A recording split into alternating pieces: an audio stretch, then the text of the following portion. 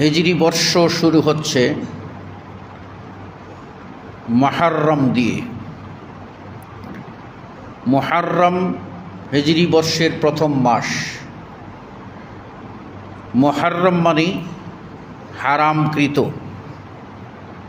এমন মাস, যে মাস নিষিদ্ধ মাস,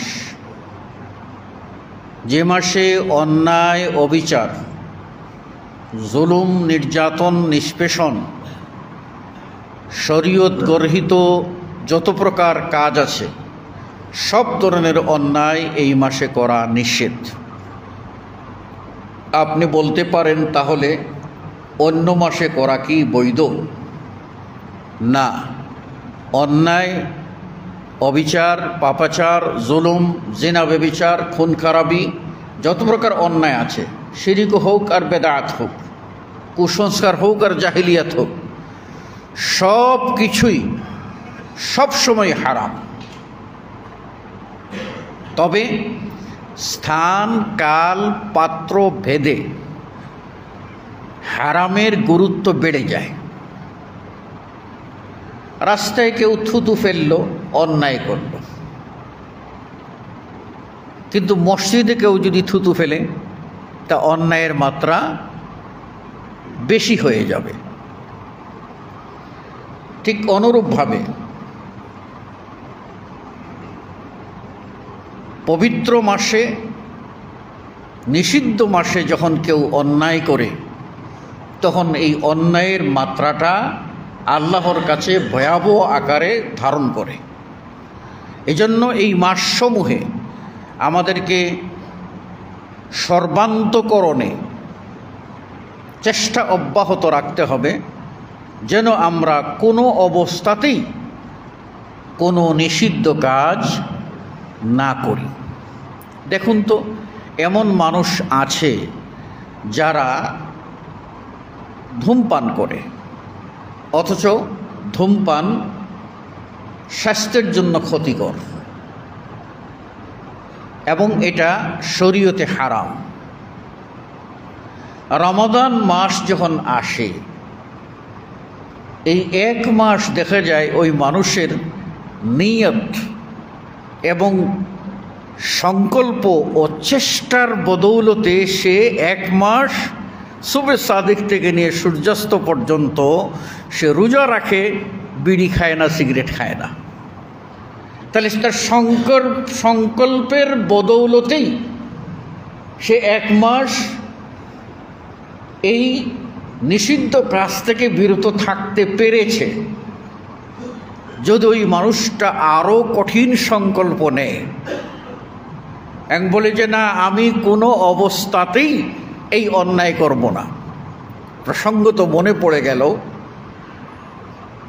যে একজন আমারই খুব বন্ধু মানুষ, সৌদি আরবের তাইফে তিনি ডাক্তার ছিলেন। তিনি মিনিস্ট্রি অফ হেলথে চাকরি করতেন, আর আমি মিনিস্ট্রি অফ ইসলামিক অ্যাফেয়ার্সে চাকরি করতাম। তার কাছে একজন সৌদি নাগরিক আসলো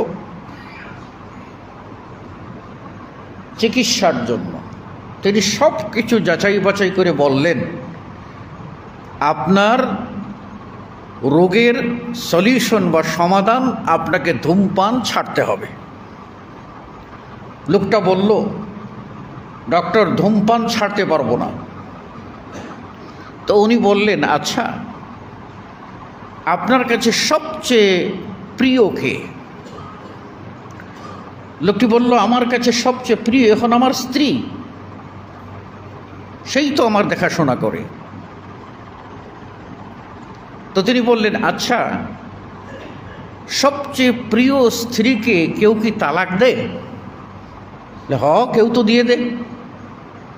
তাহলে এত প্রিয়, এত ভালোবাসে, একজন আরেকজন ছাড়া চলতে পারে না, সেই প্রিয়তম স্ত্রীকে মানুষ তালাক দেয় কেন? যখন সহ্য করতে পারে না, ক্ষতি মনে করে তার জন্য। ঠিক আপনি ধূমপানকে ওই রকম অসহ্য এবং ক্ষতিকর কারণ মনে করে এখন থেকে তালাক দিয়ে দেন। লোকটা বলল, ডক্টর, হ্যাঁ, আমি এখন থেকেই ছেড়ে দিলাম। তো আসলে মানুষ সংকল্প করলে, অন্যায় থেকে বিরত থাকার ইরাদা করলে আল্লাহ রাব্বুল আলামিন তাকে তৌফিক দেন। আল্লাহ বলছেন, ওয়াল্লাযীনা জাহাদু ফীনা লানাহদিয়ান্নাহুম সুবুলানা, যে আমার পথে সাধনা করে, চেষ্টা করে, আমি আল্লাহ তাকে অবশ্যই পথ দেখিয়ে দেই। আল্লাহর পথে সাধনা করলে আল্লাহ কিন্তু পথ দেখিয়ে দেয়। তো কাজেই সংকল্পের অভাব। আল্লাহ রাব্বুল আলামিন বলছেন, ইন্নাল্লাহা লা ইউগাইয়িরু মা বিকওমিন হাত্তা ইউগাইয়িরু মা বিআনফুসিহিম। আল্লাহ কোনো জাতির পরিবর্তন করে দেন না যতক্ষণ না ওই জাতি নিজেদের পরিবর্তন আনে। আপনি আপনার পরিবর্তনের সিদ্ধান্ত নেবেন, আল্লাহর উপরে তাওয়াক্কুল করবেন, কাজ হবে। তাওয়াক্কুল কখন? সিদ্ধান্ত নিয়ে আগাবেন, তারপরে তাওয়াক্কুল। তাওয়াক্কুল করে বসে থাকবেন, তাওয়াক্কুলের অপব্যাখ্যা। আপনাকে চলতে হবে, আপনাকে ফিরতে হবে, আপনাকে ভাবতে হবে, আপনাকে গবেষণা করতে হবে, আপনার জন্য কর্মক্ষেত্রে বের হতে হবে, মেহনত করতে হবে, আর সাথে সাথে করতে হবে যে রিজিকের মালিক হলো আল্লাহ, তিনি আমার একটা ব্যবস্থা করে দেবেন, তো দেবেনই তিনি। আল্লাহ বলছেন, ওমান ইয়াতাওয়াক্কাল আলাল্লাহ ফাহুয়া হাসবুহু, যে ব্যক্তি আল্লাহর উপর ভরসা করে আল্লাহই তার জন্য যথেষ্ট হয়ে যান। যার জন্য আল্লাহ যথেষ্ট হয়ে যাবেন, আল্লাহ কাফি, যথেষ্ট, তখন সেই লোকের আর দুনিয়ার এই খড়কুটোর কাছে আশ্রয় চাইতে হবে নিষ্প্রয়োজন। এজন্য আমাদেরকে সংকল্প নিতে হবে যে এই মুহররম মাস, হারাম মাস, নিষিদ্ধ মাস, এই মাসের পবিত্রতা রক্ষা করা আমাদের উপরে ওয়াজিব। আমরা পবিত্রতা রক্ষা করব, কোনো প্রকার অন্যায় করব না। অতঃপর আসুন, মুহররম মাস এর 10 তারিখ, এটাকে বলা হয় গুণবাচক সংখ্যা হিসাবে 10 আর দশম। ঠিক দশম, 10 হলো আশার আরবিতে, আর দশম হলো আশুরা। আশুরা মানে সাধারণত যে কোনো দশম তারিখকেই বোঝাবে, কিন্তু এটি ইসলামের ইতিহাসে প্রসিদ্ধি লাভ করেছে কেবলমাত্র মুহররম মাসের 10 তারিখ বোঝাতে, অন্য কোনো মাসের 10 তারিখ বোঝাবে না। পরিভাষা এভাবেই এটা নির্ধারিত হয়ে গেছে। কাজেই আশুরা মানে হলো মুহররম মাসের 10 তারিখ। এই 10 তারিখ ইতিহাসে আলোচিত কেন? আসলে এটার 3টা অ্যাঙ্গেল আছে। ফার্স্ট অ্যাঙ্গেল ভিত্তিহীন কিছু গুজব বা গল্প, এগুলি মানুষ বানিয়েছে, যার কোনো রেফারেন্স, দলিল পাওয়া যায় না। যেমন বলা হয়েছে যে 10ই মুহররম সেই দিন যেই দিনে আল্লাহ রাব্বুল আলামিন আদম আলাইহিস সালামকে হাওয়া সহ জান্নাত থেকে বের করে দিয়েছিলেন। 10ই মুহররম সেই দিন যেই দিনে আদম আলাইহিস সালাম এবং হাওয়াকে আরাফার মাঠে আল্লাহ রাব্বুল আলামিন পরিচয় করিয়ে দিয়েছিলেন এবং তাদের তওবা কবুল করেছিলেন। 10ই মুহররম ওই দিন যেই দিনে নূহ আলাইহিস সালামের জমানায় যে মহাপ্লাবন হয়েছিল, বন্যা, এই বন্যায় নূহের কিস্তি ভাসতে ভাসতে গিয়ে জুদি নামক পাহাড়ের চূড়ায় গিয়ে থেমেছিল এবং মূসা ও তার সঙ্গী ইমানদাররা নাজাত পেয়েছিলেন। 10ই মুহররম ওই দিন যেই দিনে ইউনুস আলাইহিস সালাম মাছের পেট থেকে মুক্তি পেয়েছিলেন। তো এইরকম অনেক বিবরণ আছে, যেগুলি আপনারা উইকিপিডিয়ায় ঢুকবেন আর লাস্টে গিয়ে পাবেন যে আহলুস সুন্নাহ ওয়াল জামাআহ হকপন্থী কোনো আলেম, কোনো ঐতিহাসিক এই ঘটনার সত্যতা স্বীকার করেননি, মানে অর্থাৎ কোনো ভিত্তি পাওয়া যায়নি। সুতরাং এইগুলি বিশ্বাসের অংশ হতে পারে না। এবার আসেন দ্বিতীয় অ্যাঙ্গেল। দ্বিতীয় অ্যাঙ্গেল হলো খাঁটি মুসলিম যারা সুন্নি আহলুস সুন্নাহ ওয়াল জামাআহ, তাদের দৃষ্টিকোণ থেকে, অর্থাৎ সাহাবায়ে কেরাম, তাবেঈন ইযাম, আইম্মায়ে মুজতাহিদিন, সালাফে সালেহিন, আহলুল হাদিস, তাদের দৃষ্টিকোণ থেকে দালিলিক বিশ্লেষণে 10ই মুহররমটা কি? এই 10ই মুহররম সম্পর্কে আমরা যেটা জানি এবং যেটা রাসূল সাল্লাল্লাহু আলাইহি ওয়াসাল্লাম হিজরতের পূর্বে মক্কায় তিনি সেটা জেনে বুঝে আমল করেছিলেন, কিন্তু উম্মতকে আমল করতে বলেননি। তিনি জেনেছিলেন, আর জানার কারণ তার কাছে অজানা বিষয়টা জানিয়ে দিতে পারেন আল্লাহ, আর আল্লাহ যখন জানিয়ে দেন তখন আর অজানা থাকে না। আপনারা জানেন যে যখন তায়েফের বনি সাকিব গোত্রের একজন কৃতদাস, সে, তার নাম ছিল আদ্দাস, আল্লাহ নবীকে যখন তায়েফবাসী মারল, ক্লান্ত হইয়া তিনি পড়ে থাকলেন, ওই সময় আদ্দাস তার মালিকের অর্ডারে কিছু আঙ্গুর নিয়ে রসুলকে দিয়েছিল। তো রাসূল সাল্লাল্লাহু আলাইহি ওয়াসাল্লাম ক্ষুধার্ত অবস্থায় বিসমিল্লাহ বলে আঙ্গুর খেয়েছিলেন। আদ্দাস চমকে উঠল, বলল, বিসমিল্লাহ এই শব্দটা এই এলাকার মানুষ বলে না, তারা বলে বিসমিল্লাহ ওয়াল উজ্জা ওয়াল মানাত, লাত উজ্জা ও মানাতের নাম নিয়ে শুরু করিতেছি। এই এলাকার মানুষ তো বিসমিল্লাহ বলে না, আল্লাহর নামে শুরু করিতে বলে না। এই আশ্চর্য প্রকাশ করার পরে আল্লাহ নবী সাল্লাল্লাহু আলাইহি ওয়াসাল্লাম বললেন, আল্লাহ নবীকে জিজ্ঞেস করলো, আপনি কে, কোথায়? তা আল্লাহ নবী বললেন, তুমি বলো তোমার বাড়ি কোথায়? তুমি বিসমিল্লাহ শুনে আশ্চর্য হয়ে গেলে। তখন সে বলল, আমার বাড়ি হলো নিনেওয়া গ্রামে। সাথে সাথে রাসূল সাল্লাল্লাহু আলাইহি ওয়াসাল্লাম বললেন, তুমি কি সেই ইরাকের মৌসুল শহরের নিনেওয়া গ্রাম, যেখানে আমার ভাই ইউনুস আলাইহিস সালাম নবী হিসেবে প্রেরিত হয়েছিলেন, সেই জনবসতির মানুষ তুমি? তাই তো তুমি বিসমিল্লাহ চিনো। লোকটি তখন বলল, নিশ্চয়ই এই লোকটা ইউনুসের মতো আরেকজন নবী না হইলে এই ইউনুসের ঘটনা বলতে পারেন না।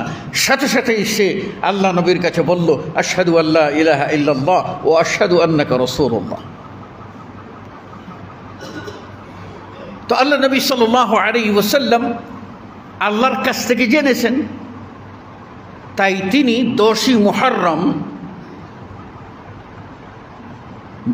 মক্কায় থাকা অবস্থায় নিজে 10ই মুহররমে রোজা রেখেছেন, সিয়াম পালন করেছেন। আয়েশা রাদিয়াল্লাহু তাআলা আনহা বলছেন, আল্লাহর রাসূল সাল্লাল্লাহু আলাইহি ওয়াসাল্লাম 10ই মুহররম এই দিনে মক্কায় সিয়াম পালন করেছেন। ওসামা কুরাইশ এবং কুরাইশের কাফিররাও এই দিনে সিয়াম পালন করত। তাহলে বোঝা গেল যে এই 10ই মুহররম হিজরতের আগে নবী সাল্লাল্লাহু আলাইহি ওয়াসাল্লাম নিজে সিয়াম পালন করেছেন এবং আরবের কুরাইশ বংশের লোকেরাও এই দিন সিয়াম পালন করেছেন। তারপর রাসূল সাল্লাল্লাহু আলাইহি ওয়াসাল্লাম প্রকাশ করেননি। ফালাম্মা কাদিমান নবী সাল্লাল্লাহু আলাইহি ওয়াসাল্লাম আল মদিনা, এরপর যখন রাসূল সাল্লাল্লাহু আলাইহি ওয়াসাল্লাম মদিনায় আগমন করলেন, তখন দেখতে পেলেন ইহুদিরা এই দিনে রোজা রাখছে, সিয়াম পালন করছে, আশুরার সিয়াম পালন করতেছে, রোজা রাখতেছে। তিনি বললেন, মা হাযাল ইয়াউম তুআযযিমুনা, এই দিন কোন দিন যে দিনকে তোমরা সম্মান করছো, সিয়াম পালন করছো, এই দিন কোন দিন? তারা বলল, হাযা ইয়াউমু ফারহিন ওয়া নাজাত, এটা হলো আনন্দ এবং বিজয়ের দিন। নাজ্জাল্লাহু মূসা মিন ফিরআউনা ওয়া যুলমি, যেদিনে আল্লাহ রাব্বুল আলামিন মূসা আলাইহিস সালামকে ফেরাউন ও ফেরাউনের নিষ্পেষণ ও নির্যাতন থেকে মুক্তি দিয়েছিলেন। আর ওয়া আগরাকা ফিরআউন, আর ফেরাউনকে পানিতে ডুবিয়ে মেরেছিলেন। ফাসামা মূসা শুকরান লিল্লাহ, দীর্ঘদিনে ফেরাউনের নির্যাতন, বনি ইসরায়েলের ৭০,০০০ পুরুষকে হত্যা করা, নারীদেরকে বাদী হিসাবে, দাসী হিসাবে তাদেরকে করায়ত্ত করে জুলুম নির্যাতন নিষ্পেষণ চালাচ্ছে, মানুষকে অশিক্ষিত করে শিক্ষাকে সমাজ থেকে উঠিয়ে দিয়ে মানুষকে একেবারে অন্ধ বানিয়ে তাকেই বলছে, বলো আনা রব্বুকুমুল আ'লা, আমি তোমাদের বড় রব, আমাকেই তোমরা সিজদা করো, আমি ব্যতীত তোমাদের আর রব হতে পারে না। মূসা আলাইহিস সালাম আর জাদুকরের মধ্যে যখন প্রতিযোগিতা হলো, মূসা আলাইহিস সালাম যখন লাঠি ছাড়লেন, ওদের এই রশিগুলি যখন সাপ হয়ে গেল, এই সাপগুলি মূসা আলাইহিস সালামের এই হাত থেকে ছাড়া মুজিজার লাঠিটা সব খেয়ে ফেলতে লাগলো। তখন সব জাদুকরেরা বলল, এটা জাদুকর হতে পারে না, মূসা সত্যিই নবী। তখন তারা বলল, আমানতু বিল্লাহ, আমরা আল্লাহর প্রতি ঈমান আনলাম, যে আল্লাহর প্রতি মূসা আলাইহিস সালাম ঈমান এনেছেন, দাওয়াত দিয়েছেন, আমরা সেই আল্লাহর প্রতি ঈমান আনলাম। তখন ফেরাউন বলেছিল, তোমরা ঈমান এনেছো ক্বাবলা আন আযানা লাকুম, আমি তোমাদেরকে অনুমতি দেওয়ার আগে তোমরা ঈমান এনেছো, বড় অন্যায় করেছো। আমি তোমাদেরকে পৃথিবীতে এর আগে এই রকম কঠিন শাস্তি কেউ দেয় নাই, আমি প্রথম তোমাদেরকে সবচেয়ে কঠিন শাস্তি দেব। কি শাস্তি? তোমাদেরকে আমি হত্যা করব। কিভাবে? ক্রস করে, ক্রসটা ওই ক্রস ফায়ার না, ক্রস। কি ক্রস? আমি তোমাদের ডান হাত কাটবো এবং বাম পা কাটবো ক্রস করে, এরপর বাম হাত কাটবো, ডান পা কাটবো, এভাবেই তোমাদেরকে মৃত্যু দান করব। তখন তারা বলেছিল, হে ফেরাউন, তুমি আজিকার এই দিনে তুমি বিচার করতে পারো, তুমি তোমার বিচার করো, অসুবিধা নেই। আমরা যে আল্লাহর প্রতি ঈমান এনেছি, ঈমানের উপরেই অটল থাকবো, কিয়ামতের মাঠে তোমার আর বিচারগিরি চলবে না। এই সেই ফেরাউন, যে ফেরাউন বনি ইসরায়েলদেরকে খেতে দিত না, পান করতে দিত না। এই বনি ইসরায়েলেরা মানে জীবন বাঁচাবার জন্য তারা ত্রাহি ত্রাহি করত। তারা যখন মুক্তি পেল, তাদের যখন বিজয় আসলো, আর এই জুলুম শাহীর তখ্ত তস্তস হয়ে গেল, পানিতে ডুবে মারা গেল, এটা ছিল কেমন বিজয় বলুন তো? কেমন বিজয়? যে বিজয় পেলে আমরা কি করতাম? আতশবাজি করতাম। যে বিজয় পেলে আমরা ঝিলিক বাতি লাগিয়ে দিতাম। যে বিজয় পেলে আমরা বিজয় মিছিল বের করে আমরা তসতস করে দিতাম।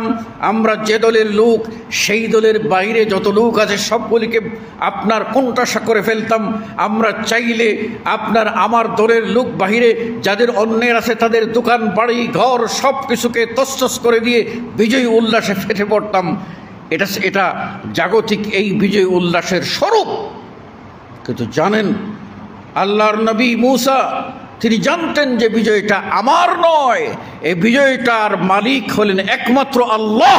তিনি যদি সাহায্য না করতেন তাহলে সাগরের ভিতর দিয়ে রাস্তা করে দেন, আমাকে পার করে দেন। আর ওই সাগরের মাঝখানে ফেরাউন এসে যখন নামে, চতুর্দিক থেকে পানি আল্লাহ মিলিয়ে দেন, আর পানির তলে নাকানি সুবানি খাইয়া ফেরাউন মরে যায়। এটা আমার কাজ না, এটা মহান আল্লাহর কাজ। তাহলে যার কাজ তার জন্য কি করতে হবে? তার জন্য কি করতে হবে? লাইন শাকারতুম লাযীদান্নাকুম ওয়ালাইন কাফারতুম ইন্না আযাবি লাশাদীদ। শুকরিয়া আদায় করো, আমি বাড়িয়ে দেব, আর শুকরিয়া আদায় না করবা জেনে রাখো আমার শাস্তি বড় কঠিন।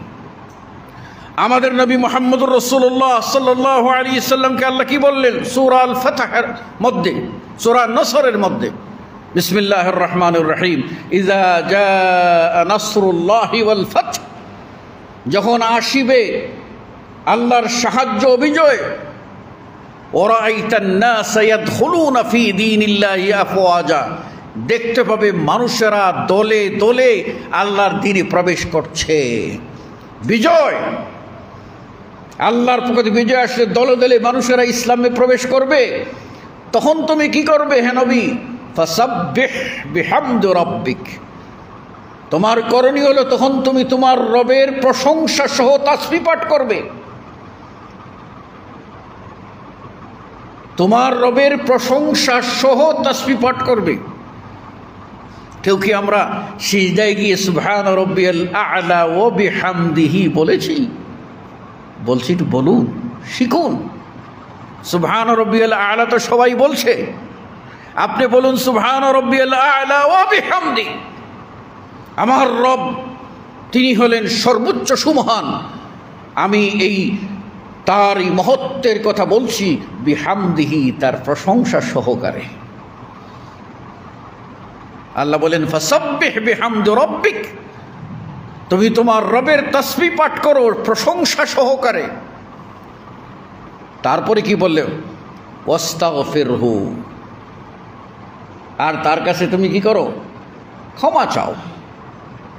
তাহলে একজন মানুষ বিজয় পেলে যে বিজয় দিল, সেই আল্লাহর কাছে ক্ষমা চাওয়া, শুকরিয়া আদায় করা, প্রশংসায় পঞ্চমুখ হয়ে যাওয়া, সিজদায় পড়ে যাওয়া, এটাই হলো ঈমানের দাবি। দেখেন, প্রকৃতির দাবি মানে মানুষ ন্যাচারালি একটা জিনিস চিন্তা করে দেখেন, ন্যাচারালি মানুষ যখন বিপদে পড়ে নামাজ পড়ে না, রোজা রাখে না, হালাল হারামের ভেদাভেদ নাই। বাপ আব্দুল্লাহ, ছেলেও হলো আব্দুর রহমান, জানছে তার বাপ দ্বারা মুসলিম। বিপদে যখন পড়েছে তখন সে বলতেছে আল্লাহ তুমি ছাড়া কোনো পথ নাই। চোরেও চুরি করার সময় দোয়া করে না? সেই দোয়া করে খালি আল্লাহ আল্লাহ আল্লাহ, কোনোভাবে যেন মালিক খের না পায়, আল্লাহ বাঁচাইয়া দাও। চোরের দোয়া না? ধরা পড়লে তো 12:30 বাজবে, আল্লাহ তুমি বাঁচাইয়া দাও। ওই বাইসা গিয়ে যখন তার সাইড কর্নারে চলে দেখা হয়, আল্লাহ বাঁচাইছে। বিপদে মানুষ আল্লাহকে ডাকে, বিপদে পড়লে মানুষ আল্লাহকে ডাকে।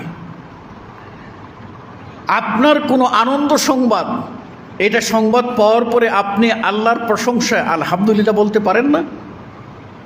এটা তো আপনার ঈমানি দায়িত্ব, এটাই হলো ঈমানি দায়িত্ব। আপনারা দেখেছেন, যারা আপনারা সচরাচর সোশ্যাল মিডিয়ার সব কিছু দেখেন, যে একটা খেলা খেলতেছে, খেলায় গিয়ে সে একটা গোল দিয়ে দিয়েছে, খুশির চোটে দল জিতে গেছে। ওই গোল দিয়ে কি করে সে কি করে বলেন তো? সে ওই ঘাসওয়ালা ওই ওই ওই মাঠেই সে সিজদায় পড়ে যায়, চাহে সে আস্তিক হোক আর নাস্তিক হোক। দেখেছেন আপনারা, খেয়াল করেছেন? ও সিজদায় পড়ে যায়। কি মুসলিম কি অমুসলিম, সিজদায় পড়ে যায়। মানে এটা প্রকৃতিগত দাবি যে তুমি মাটির মানুষ, মাটিতেই নত হইয়া একটু সিজদা করিয়া তুমি তোমার কৃতজ্ঞতা প্রকাশ করো। মানুষ বুঝতেই পারে, তার অজান্তেই সে সিজদায় পড়ে যায়। তারপর তাকে নিয়ে লাফালাফি হয়ে অন্য কথা। এটাই হলো প্রকৃতির দাবি, এটাই হলো ইসলাম, এটাই হলো আল্লাহর দ্বীন। এজন্য মূসা আলাইহিস সালাম বিজয় পাওয়ার পরে, মজার কথা খেয়াল করেন, মূসা আলাইহিস সালাম কি করলেন? আল্লাহর শুকরিয়া আদায়ের জন্য এই 10ই মুহররম সিয়াম পালন করলেন। সিয়াম বা রোজার মাধ্যমে আল্লাহর শুকরিয়া আদায় করলেন। সেই থেকে বনি ইসরাইলেরা আপনার এই 10ই মুহররম সিয়াম পালন করে আসছে। আল্লাহ নবী মদিনায় গেলেন, গিয়ে দেখলেন ওই ইহুদিরা, ওই বনি ইসরাইলের বংশধরেরা, তারাও এই দিন সিয়াম পালন করছে। তখন নবী মুহাম্মদ রাসূলুল্লাহ সাল্লাল্লাহু আলাইহি সাল্লাম বললেন, আনা আহাক্কু বিমূসা মিনকুম, তোমাদের চেয়ে মুসার ব্যাপারে আমি সবচেয়ে হকদার। কেননা মুসা হলেন নবী, আমি হলাম নবী। মুসা হলেন রসুল, আমি হলাম রসুল। মুসা হলেন 5জন শ্রেষ্ঠ রসুলের একজন, আমিও 5জন শ্রেষ্ঠ রসুলের একজন। নবীরা সবাই ভাই ভাই, সুতরাং সকলের কালিমা এক, লা ইলাহা ইল্লাল্লাহ। মুসা যেহেতু এই দিন শুকরিয়া আদায় করে সিয়াম পালন করেছেন, আল্লাহ নবী সাল্লাল্লাহু আলাইহি ওয়াসাল্লাম নিজে তখন বলেন, আমি রাখলাম আনুষ্ঠানিকভাবে। আগে মক্কায় রাখছি অনানুষ্ঠানিকভাবে, এবার আনুষ্ঠানিকভাবে আমি রাখলাম। ও আমার বিসিয়ামি, আর সাহাবাদেরকে আদেশ দিয়ে দিলেন, তোমরা আশুরার সিয়াম পালন করো। ইসলামের ইতিহাস বিশ্লেষণ করলে দেখা যায়, হিজরি প্রথম বর্ষে এই আশুরার একটা সিয়ামই মুসলিমের উপরে, এই উম্মতের উপরে ফরজ সিয়াম ছিল। দ্বিতীয় হিজরিতে শাওয়াল মাসে, রমাদানের আগে, দ্বিতীয় হিজরিতে আপনার শাবানে 3য় সপ্তাহে আল্লাহ রাব্বুল আলামিন রমজানের 1 মাস সিয়াম ফরজ করে আয়াত নাযিল করলেন, কুতিবা আলাইকুমুস সিয়াম, অবধারিত করে দিলেন। তখন থেকে রাসূল সাল্লাল্লাহু আলাইহি ওয়াসাল্লাম বললেন যে এখন থেকে রমজানের 1 মাস ফরজ হয়ে গেল, আশুরার 1 দিনের সিয়াম এবার তোমাদের জন্য নফল হয়ে গেল। যে চাইবে সে রাখবে, যে চাইবে না রাখবে না। তো সাহাবী জিজ্ঞেস করলেন, ইয়া রাসূলুল্লাহ, এই নফল সিয়ামের ফজিলত কি? আল্লাহ নবী সাল্লাল্লাহু আলাইহি ওয়াসাল্লাম বললেন যে আরাফার 1 দিনের সিয়াম বিগত 1 বছর, আগাম 1 বছর, 2 বছরের গুনাহের ক্ষমা হয়ে যায়, কাফফারা হয়ে যায়।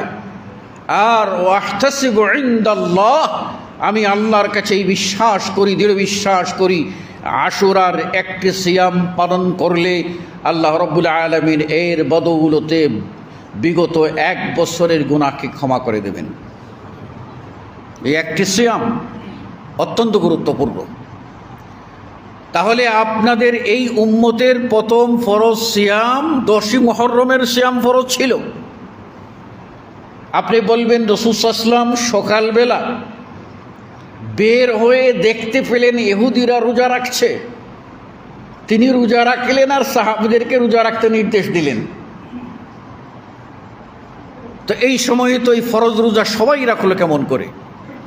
অপর এক হাদিসে রয়েছে, রাসূল সাল্লাল্লাহু আলাইহি ওয়াসাল্লাম, আগে বলেছি তিনি মক্কা থেকেই রোজা রাখতেন, সুতরাং তিনি তার গতিতেই রোজা রেখেছেন। প্রকাশ্য ডিক্লারেশনের জন্য তিনি মদিনার অবস্থান খবর নিয়েছেন। যখনই এটা তিনি প্রকাশ্য ডিক্লার দিলেন যে এই দিন রোজা রাখতে হবে, তখন আল্লাহ নবী সাল্লাল্লাহু আলাইহি সাল্লাম মদিনার অলি গলিতে তার পক্ষ থেকে ঘোষক পাঠিয়ে দিলেন। আমাদের ওয়ার্ডের ঘোষক থাকে, ইউনিয়ন পরিষদের ঘোষক থাকে, তাই না? এইরকম রাসূলের সাল্লাল্লাহু আলাইহি ওয়াসাল্লামের পক্ষ থেকে ঘোষক পাঠিয়ে দিলেন, দিয়ে বললেন, ওরা গিয়ে ডাক দেয়, বলে, হে লোক সকল, হে আল্লাহর নবীর সাহাবারা, যারা ফজর থেকে নিয়ে এই পর্যন্ত কিছু খাওনি, সন্ধ্যা পর্যন্ত রোজা রাখো, খেও না। আর যারা সুবে সাদিকের পরে খেয়েছো, এখন থেকে খানা বন্ধ করো, সূর্য ডুবলে তোমরা খাবে। এটাই ছিল রাসূল সাল্লাল্লাহু আলাইহি ওয়াসাল্লামের চূড়ান্ত ঘোষণা, যার মাধ্যমে প্রমাণিত হয় এটাই ছিল মানে প্রথম হিজরিতে এই উম্মতের জন্য প্রথম ফরজ সিয়াম। দ্বিতীয় হিজরিতে রমাদান ফরজ হয়ে গেলে এটা আল্লাহ রাব্বুল আলামিনের নবী এটা নফল হিসাবে ঘোষণা দিয়ে দিলেন। রাখলে ফজিলত কি? যুগ যুগ ধরে রেখে আসা হয়েছে, মুসা আলাইহিস সালাম থেকে শুরু করে যুগ যুগ ধরে রেখে আসা হয়েছে। এই সিয়াম পালন করলে আপনি 1 বছরের সগীরা গুনাহ থেকে মুক্ত হতে পারেন। সুবর্ণ সুযোগ আপনার। আল্লাহ নবী সাল্লাল্লাহু আলাইহি ওয়াসাল্লাম রাখলেন শুধু একটা রোজা। এবার 10ম হিজরিতে এসে সাহাবা একজনের মনে প্রশ্ন হলো, আল্লাহ নবী তো আমাদেরকে বলছেন খালিফুল ইহুদ ওয়ান নাসারা, ইহুদি এবং খ্রিস্টানরা যা করে তার উল্টা করো। এখন এখান থেকে দেখছি ওরাও দোষী, মুহররম আশুরার সিয়াম পালন করে রোজা রাখে, আমরাও তো করছি, তো সেম সেম হয়ে গেলাম। আল্লাহ নবীর ওই কথা গেল কোথায় যে ওদের বিপরীত করতে হবে। তখন ওই সাহাবীকে বলেন, ইয়া রাসূলুল্লাহ হাযাল ইয়াউম ইউআযিমুনাহুল ইয়াহুদ, এটা হলো সেই দিন যেদিন ইহুদিরা সম্মান করে, আমাদেরকে এই দিনে সম্মান করতে বলছেন, আমরাও সম্মান করছি, তাহলে আমরা কি সেম টু সেম হয়ে গেলাম না? তখন রাসূল সাল্লাল্লাহু আলাইহি ওয়াসাল্লাম বললেন, লাইন হুইয়তু ওয়া ফি রাওয়ায়াতিন লাইন বাকিতু ইলা আমিল মুকবিল, আমি যদি আগামী বৎসর বেঁচে থাকি, হায়াত পাই, লা আসুমান্না তাসিআ, তাহলে মুহররমের 9 তারিখে অবশ্যই রোজা রাখব। এটা কেন? ইহুদিদের থেকে একটু ভিন্ন, ওরা শুধু মুহররমের 10 তারিখ আশুরার রোজা রাখে। আল্লাহর নবী বললেন, ভিন্ন করে দিলেন যে আমরা 9 রাখবো এক্সট্রা ওদের থেকে ভিন্ন করার জন্য, আর 10ই আশুরা তো মূল, কাজেই 9 ও 10 রাখবো। অপর এক হাদিসে আসছে, যদিও হাদিসটার সনদে কিছু দুর্বলতা আছে, সেখানে বলা আছে সুমু ইয়াওমান ক্বাবলাহু আও ইয়াওমান বা'দাহু, ওরা শুধু 10 রাখে, ওদের বিকল্প করো, হয় তোমরা একদিন আগে 9-10 রাখো অথবা 10-11 রাখো। তাই এই ব্যাপারে আমরা বলতে পারি যে আশুরার সিয়াম 9 ও 10 রাখব, না পারলে 10-11 রাখব, আর একান্তই যদি না পারি তাহলে শুধু 10 তারিখটা রাখবো, ছাড়বো না। অর্থাৎ নিয়ত ছিল আমি 9-10 রাখবো অথবা 10-11 রাখবো, পারছি না, তো 10 তারিখটাই আমি অন্তত রাখলাম। এই ব্যাপারে কার্পণ্য করা যাবে না।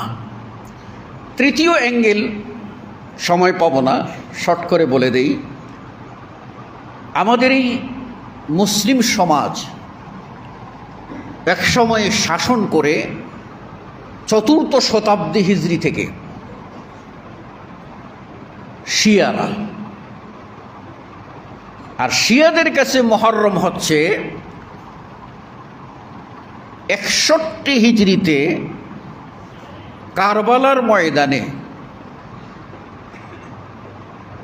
ইমাম হোসেইন ইবনে আলী রাসূল সাল্লাল্লাহু আলাইহি ওয়াসাল্লামের নাতি, যে সেখানে মর্মান্তিক দুর্ঘটনার শিকার হয়ে শাহাদত বরণ করেন, এই শাহাদতকেই তারা মনে করে আশুরার মূল স্পিরিট। তারা আর আগের যে মুসা থেকে চলে আসছে, আল্লাহ নবী এই ইবাদত করেছেন, এটা আর মানে না। তারা মনে করে এই কারবালার আসল ঘটনাতে। আসলে ইমাম হোসেইন তিনি ইমামতি পাননি, হাসান ইমামতি পেয়েছিলেন তার বড় ভাই। আলী রাদিয়াল্লাহু তাআলা আনহুর খিলাফতের পর খলিফা হয়েছিলেন, নির্বাচিত খলিফা হয়েছিলেন হাসান, আলীর বড় ছেলে হাসান। আর তখন আপনার এই দামেস্কের দাপট ছিল মুআবিয়া রাদিয়াল্লাহু তাআলা আনহুর হাতে। তাই হাসান বুদ্ধিমত্তার পরিচয় দিয়ে মুসলিম উম্মাহে রক্তপাত ঠেকাবার জন্য তিনি গিয়ে বললেন যে ভাই মুআবিয়া, আপনিই শাসন করুন, আমি খিলাফত ছেড়ে দিলাম, আমি সংঘাত চাই না। এজন্য যদি বলা হয় ইসলামে 4th খলিফার পরে 5ম খলিফা, তাহলে তিনি হলেন হাসান, হোসেন নয়। হোসেন একদিনের জন্য খিলাফত পাননি, একদিনের জন্য পাননি। হোসেনকে 20 পানে শিয়ারা হত্যা করলো। হোসেনের বাবা, হাসানের বাবা আলী রাদিয়াল্লাহু তাআলা আনহুকে ফজরের নামাজের পরে তিনি যখন বাড়ি ফিরছিলেন, তখন আততায়ী আপনার তরবারি দিয়ে কুপিয়ে তাকে হত্যা করলো। এরা সব মূল নায়ক হলো আপনার এই হত্যাযজ্ঞের মূল হলো এই শিয়ারা সেই কাজ করল। এবং তারা